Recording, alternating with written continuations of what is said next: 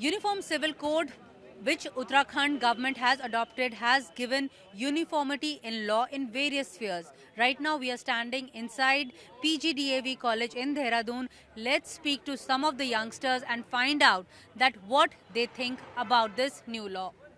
Uniform civil जो code है ये भारत में पहला राज्य उत्तराखंड बन गया है कि जिसने ये लागू किया है। ये एक समान नागरिक कानून है। इस कानून से जो आने वाले टाइम पे जो लिविंग रिलेशन में जो लोग रहते थे वो उनके अगर लिविंग रिलेशन में रहते रहते अगर मान ली उनका बच्चा पैदा हो जाता था तो वो एक्सेप्ट नहीं करते थे। नहीं, आपको ये कानून हमें पता है, आप बताइए ये सही है या गलत? ये बहुत सही है और जो भारतीय जनता पार्टी की जो सरकार ने ये कानून लाया है ये बहुत शानदार कानून है और हम इसका स्वागत करते हैं। आप वैसे अखिल भारतीय विद्यार्थी परिषद से भी जुड़े हुए हैं, आप बताइए, आप बीकॉम कर रहे हैं तो कॉमर्स में ये कैसे इक्वेशन फिट होती है? मैम कॉमर्स में क्या हर लोगों के लिए इक्वेशन फिट होती है। समान नागरिक कानून है, जब एक देश में रहते हैं एक कानून हमारे लिए सभी के लिए सभी धर्मों के लिए जरूरी है। एजुकेशन सबके लिए इक्वल होगी, एजुकेशन सबके लिए इक्वल होगी, सारे धर्मों की हर चीज एक सभी लोगों के लिए इक्वलिटी होगी, कोई ऊंच नीच कोई भेदभाव नहीं होगा। और ये जो यंगस्टर्स जो कह रहे हैं कि ये इन्वेजन ऑफ प्रिवेसी है, इसे क्या कहेंगे? नहीं मैम देखिए, विचार होते हैं, जब कोई ना कोई लॉ पास होता है किसी देश में या किसी राज्य में तो बहुत सारे पक्ष और विपक्ष होते हैं, पर इस चीज़ का हमें स्वागत करना चाहिए कि ये जो बिल पास हुआ है ये सभी की सहमति से पास हुआ है, इस पर कोई विरोध नहीं हुआ है। आप क्या कहेंगे? जैसे कुछ जो बच्चे हैं, वो जैसे कुछ लड़कियां हैं कह रही हैं कि रजिस्टर हो गया, कल को अगर आरटीआई के थ्रू बात निकल आई तो मतलब वो होगा, लेकिन देहरादून क्योंकि एक हब है यंगस्टर्स के लिए तो ये एक अच्छी बात है कि मतलब कानून के दायरे में लाया जा रहा है। मैम ये अच्छी बात है कि भारतीय जनता पार्टी सरकार ने हमारे दूसरा स्टेट है जहाँ ये कानून लागू हुआ है और इसमें मैम जो मुस्लिम महिला है उनके लिए सबसे ज़्यादा बेनिफिट है क्योंकि उनमें बहुत सी ऐसी होती थी कि तीन तलाक।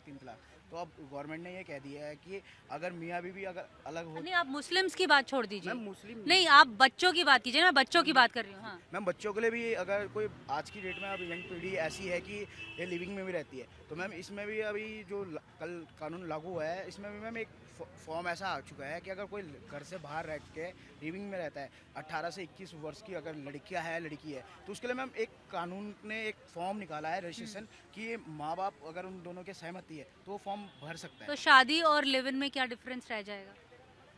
ये देखिए, उत्तराखंड सरकार की बहुत अच्छी पहल है, ये पहला राज्य बना है। अगर आप युवा पीढ़ी को देखेंगे तो आज बहुत ही ज़्यादा अलग उसमें जा रहे हैं विचारधारा में। माँ बाप एक अच्छे संस्कार देते हैं, उस संस्कारों को आगे पल के लिव इन में रहना कोई गलत नहीं है।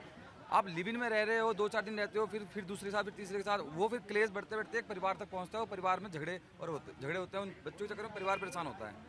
अगर आप रजिस्ट्रेशन करवाते हो तो आप रह रहे हो, मना कौन कर रहा है? आप रजिस्ट्रेशन आप क्या पढ़ रहे हैं यहाँ पर?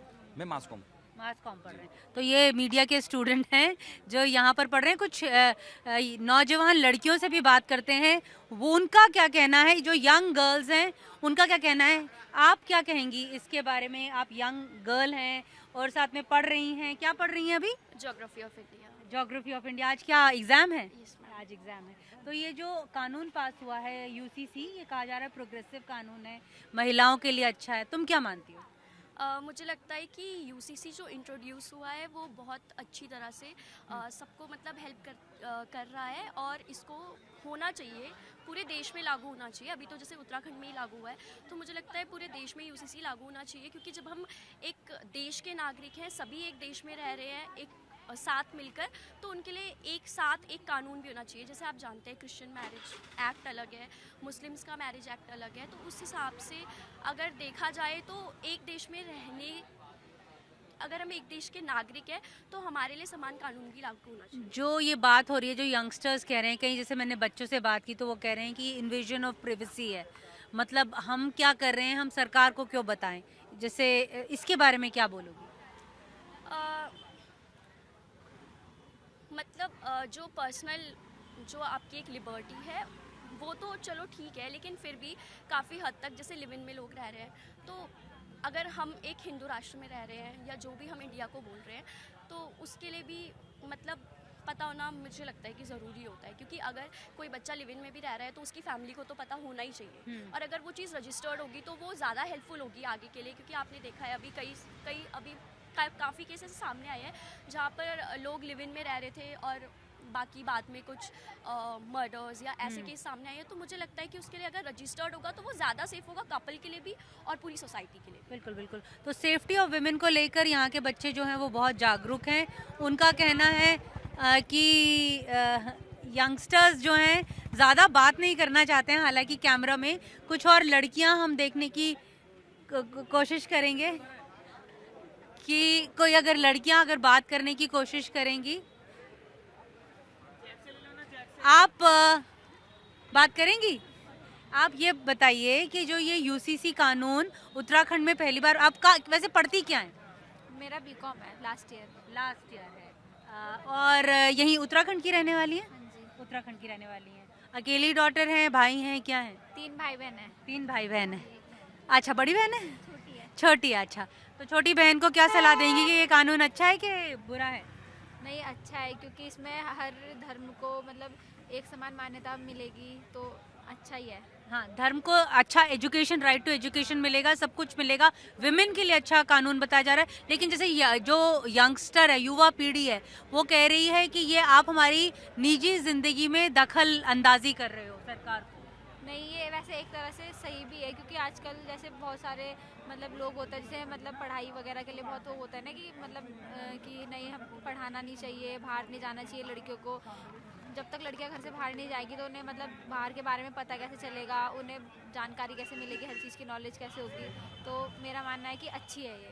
आप बड़ी बहन की जो वो एक बात बता रही है, जो आपको एक सलाह दे रही है, उससे सहमत हो? हाँ जी। और क्या बोलना चाहोगी इस कानून के बारे में? पढ़ा है तुमने कुछ इस कानून के बारे में? हाँ, नहीं। कुछ जो यंगस्टर्स हैं, इधर इन बच्चों से बात करते हैं, इधर इन यंगस्टर्स से बात करते हैं। तुम बताओ, यूसीसी का जो कानून पास हुआ है, यंगस्टर्स बोलते हैं इन्वेजन ऑफ प्रिवेसी है। सरकार कह रही है कि ये बहुत मॉडर्न वे ऑफ थिंकिंग है। पॉलिटिशियंस की बात हम सुन चुके हैं, लेकिन जो युवा पीढ़ी है वो क्या कह रही है?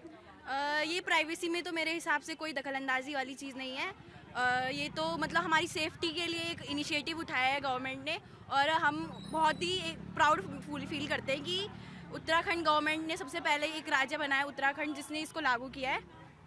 और मुझे नहीं लगता सच में कि ये कोई प्राइवेसी को किसी को कर रहा है। ये तो एक गर्ल्स के लिए जबकि एक सेफ्टी के लिए पर्पस से है क्योंकि आए दिन हम देखते हैं कि क्राइम बढ़ते जा रहे हैं लड़कियों के लिए। ये लिव इन वगैरह में रहते हैं, फिर इश्यूज हो जाते हैं उसमें, फिर उसमें ही रिपोर्ट लिखानी पड़ती है। तो उससे वो सब प्रिवेंट करने के लिए पहले एक इनिशिएटिव ले रहे हैं तो बहुत अच्छी बात है। अच्छा, जैसे जो ये केसेस होते हैं, जैसे कई बार हमने देखा है कुछ लिव इन कपल्स होते हैं, बाद में चल के केसेस हो जाते हैं, तो क्या तुम्हें लगता है कि इस तरह के जो फर्जी केसेस होते हैं, लड़की की साइड से भी होते हैं, लड़के की साइड से भी होते हैं, तो ये कम होंगे? ये बिल्कुल कम होंगे। जैसे कि आप आए दिन हम चाहते रहते हैं तो लिव इन का किसी रिलेशनशिप, फिर वो हम कभी पुलिस स्टेशन में जा रहे हैं तो बोलते हैं कि हमारे पास दुनिया भर के केसेस आए कि आज इसने लिव इन में रह के फिर वो जो भी होता है प्रेग्नेंट वगैरह होकर पुलिस में कई मामले आते हैं ऐसा। तो ये एक हिसाब से अच्छा है ये। So the youngsters of this college are very clear that we should not look at this law with a narrow prism. Obviously, this law ensures the safety of women and that's a good thing. But when we spoke to some other youngsters who did not want to come on camera, obviously were of the viewpoint that this is a clear case of invasion of privacy and that the government should not impose on them their way of thinking. But as far as these youngsters are concerned, obviously they are very elated about Uttarakhand government being the first state to pass this law. In Dehradun, with camera person Ashwini Mehra, this is Neeta Sharma reporting for NDTV.